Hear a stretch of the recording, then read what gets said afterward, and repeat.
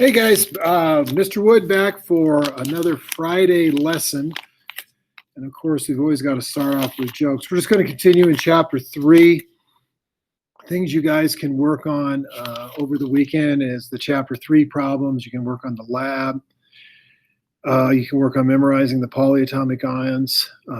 I'm going to give you, the next time I see you, the quiz for chapter 3 because we're going to make some headway into chapter 3. The lab is not going to be due next week. It'll be due the week after just because we have a shorter week. So, okay. What do you call a fly without wings? A walk. That was pretty stupid, right? How do you find King Arthur in the dark? With a night light. There you go. You're like, oh man, that's it for the jokes. That is weak. So, okay, guys, I want to pick back up where we left off. All this review, all this hopefully familiar, I'm sure it is, but it's really important that we do this just to make sure we're ground in what we're doing. So back to where we were in the notes. And today would be a good day to have your calculators out.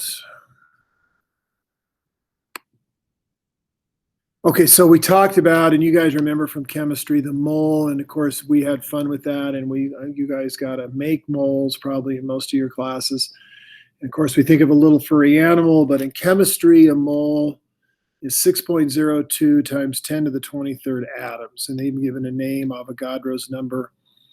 And so the number of carbon-12 atoms and exactly 12 grams of carbon-12 is that number. And so, and I've actually, here are some pictures, and I brought in, here's just small bottles. You guys can see this is sulfur. If I look up on the periodic table, sulfur weighs 32.1, so that means there's 1 mole or 6.02 times 10 to the 23rd atoms of sulfur in there.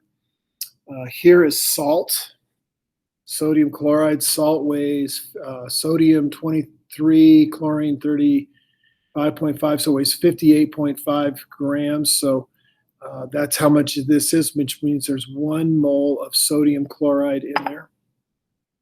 Here is silicon. Silicon weighs right about 28 grams. And so there's a mole or a 6.02 times 10 to the 23rd atoms of silicon. So you guys get the idea. Here is copper 63.5 grams. So 1 mole of copper atoms in there. So that you guys have probably seen before.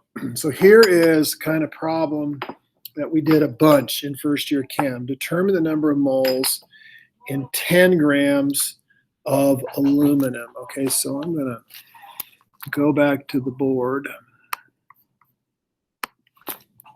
Okay, and again, you guys did this a bunch, but we're going to do this a bunch, and so I want to make sure we're good with this.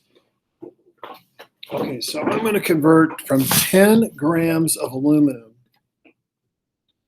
So I've got starting with 10 grams of aluminum, and I want to go to the moles, or calculate the number of moles.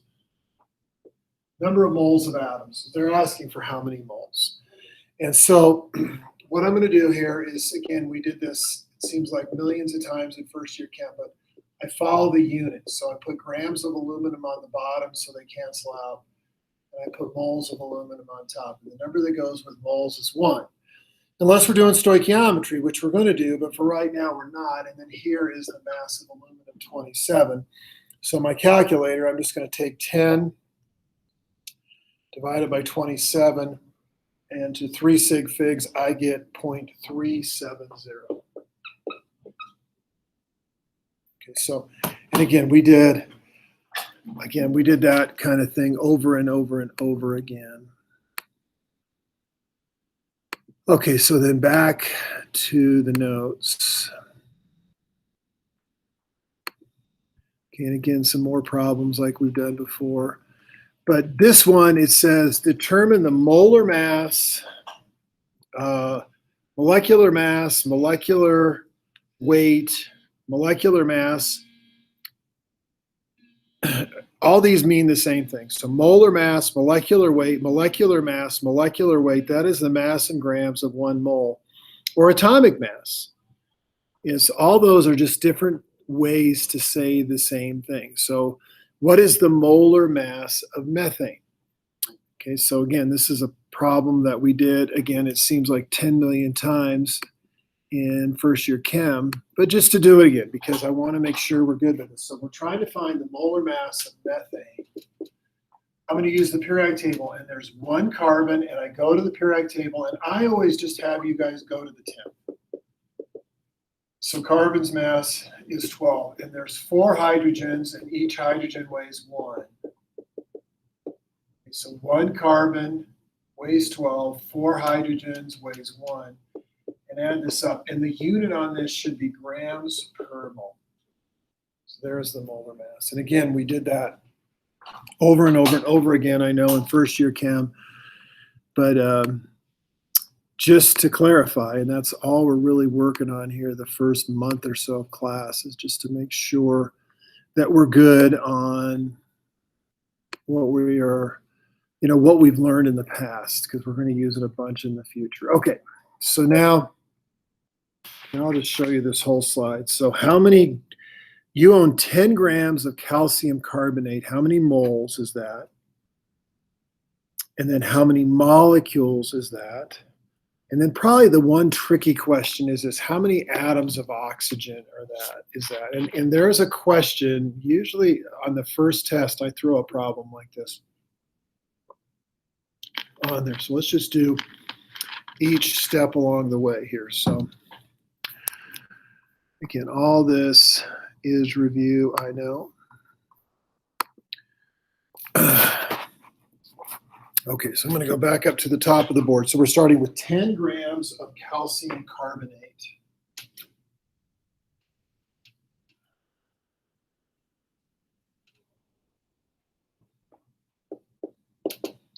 And the first thing we want to do is we want to figure, the first problem it asks us is to figure out how many moles is that. So again, follow the units, so grams, and I'll be honest with you, I will say that in our class over and over and over again, is follow the units. Whenever I get stuck on a problem, I always go back to the units. So the number that goes with moles in the conversion factor is 1.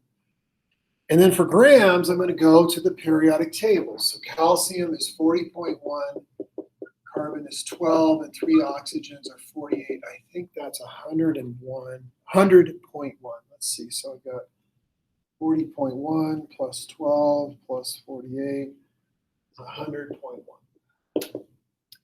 So then if I calculate, so I'm going to take 10 times 1 divided by 100.1 gives me into, I want here 3 sig figs, so I get 0.0999. So that would be the number of moles if you have 10 grams of calcium carbonate. Okay, the next question is how many molecules. So I'm going to start with this. I'm going to go 0.0999. This is moles of calcium carbonate. And I want to get this into molecules. So again, following there's the setup, and then the unit moles are going to go on the bottom. Again, I'm following the units, and then molecules are going to go on top. For the number that goes with moles is 1, and the number that goes with molecules is Avogadro's number. So I'm going to go 0.0999 times 6.02 second exponent 23. And I'm hoping that you are punching this on your calculator. I get 6.01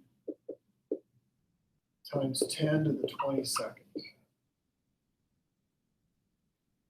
Okay, this would be this is all calcium carbonate. Moles of calcium carbonate, molecules of calcium carbonate. Now, the tricky question here was the last one, and it said how many atoms of oxygen? Well, if you look at the formula here, for every 1 calcium carbonate, there are 3 oxygens. So it's going to look like this. I'm going to take 6.01 times 10 to the 22nd molecules of calcium carbonate, and I'm going to do this. I'm now trying to figure out atoms of oxygen. And like I said, I usually have one like this on the first test. So I would star this one. So they're asking about an individual atom in a compound. So I'm going to put for every one molecule, so for every one calcium carbonate, there are 3 atoms of oxygen. So I'm going to go 6.01 second exponent to the 22nd times 3 gives me 1 point, and again, 3 sig figs, 1.80 times 10 to the 23rd. And again, there's a lot of review of these problems in your book, and so hopefully you're following along in your book. So again, problems, again, all review, but stuff that we need to be able to do as we go into chemistry. Okay, back to the notes.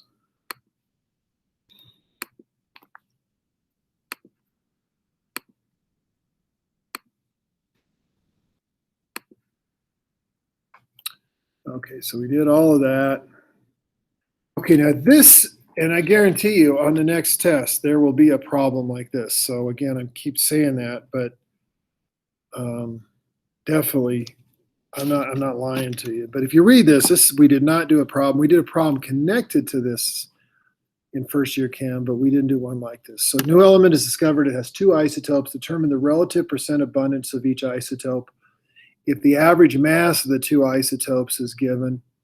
So they're giving us the overall mass, the mass of one isotope and the mass of the other isotope. So when we did these problems before, we were given the percent abundance and we were trying to find the overall mass. In this case, we've been given the overall mass.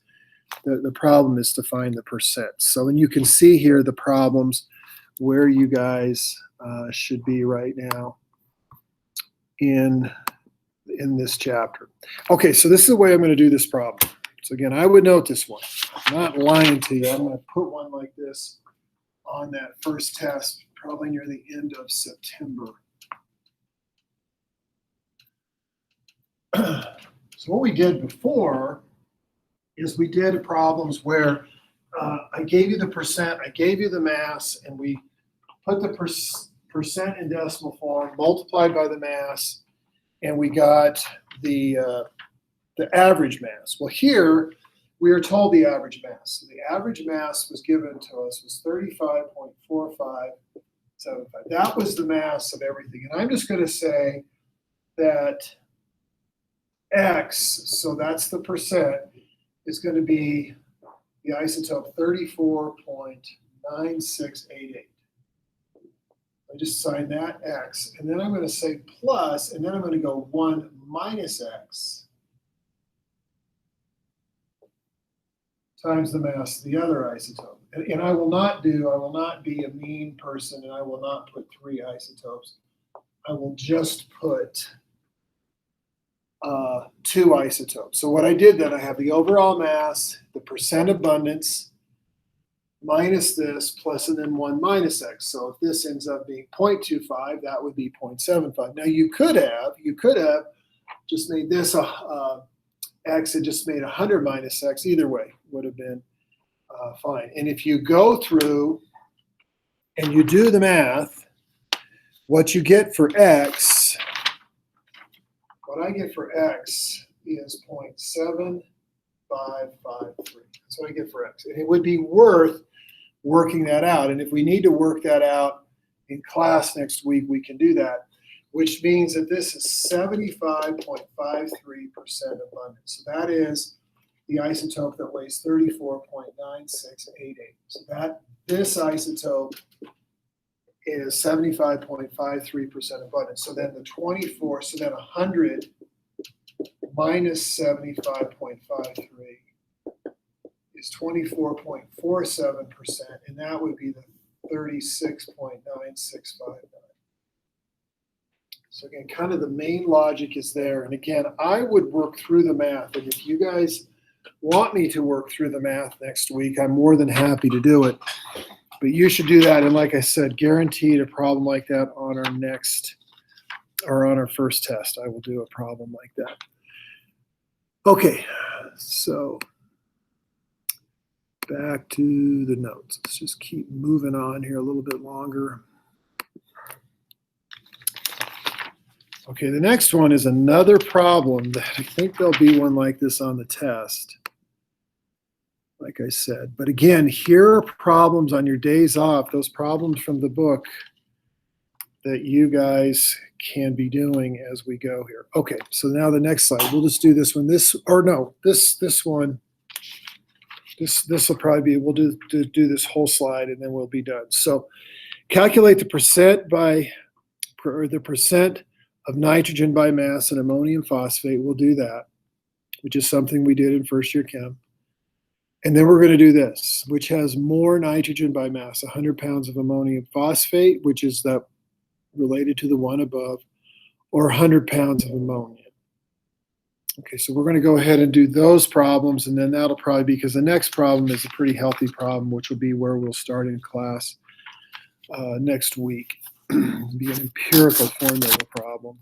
Okay, but again, things you guys, and again, I'm hoping you're doing this. I really am thinking a lot of you are, but you've got to be self-disciplined to be doing these problems in the book, to be watching my long, boring lectures, but hopefully, I think hopefully they will help you guys out. Okay, so back then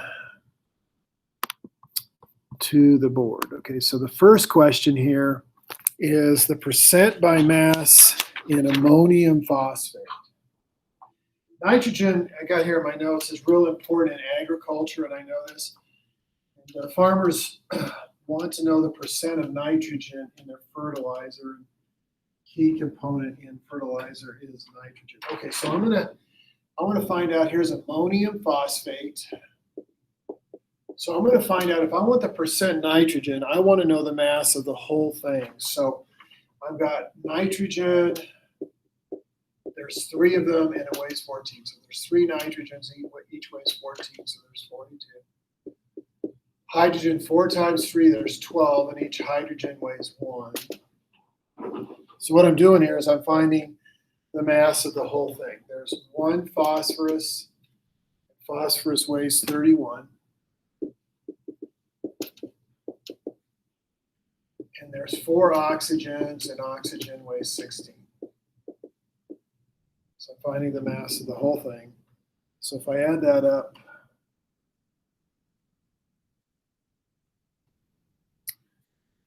so I've got 42 plus 12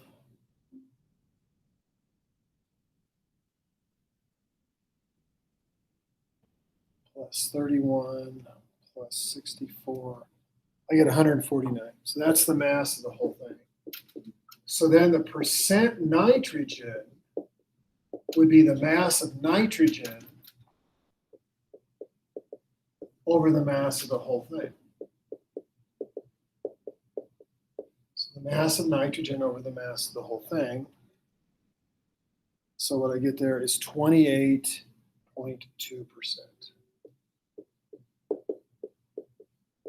So there's the answer to the first question. So the amount of ammonia or nitrogen in ammonium phosphate would be 28.2%. Then the next question, which has more nitrogen by mass, 100 pounds of ammonium phosphate or 100 pounds of ammonia? Well, let's do the same thing with ammonia.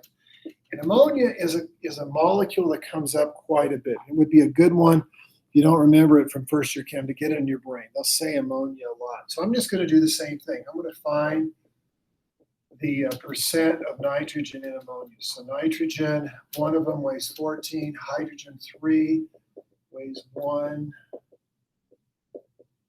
So what I did there again is I found the mass of the whole thing, and then the percent of nitrogen is 14, the mass of nitrogen over the mass of the whole thing, 17 times 100.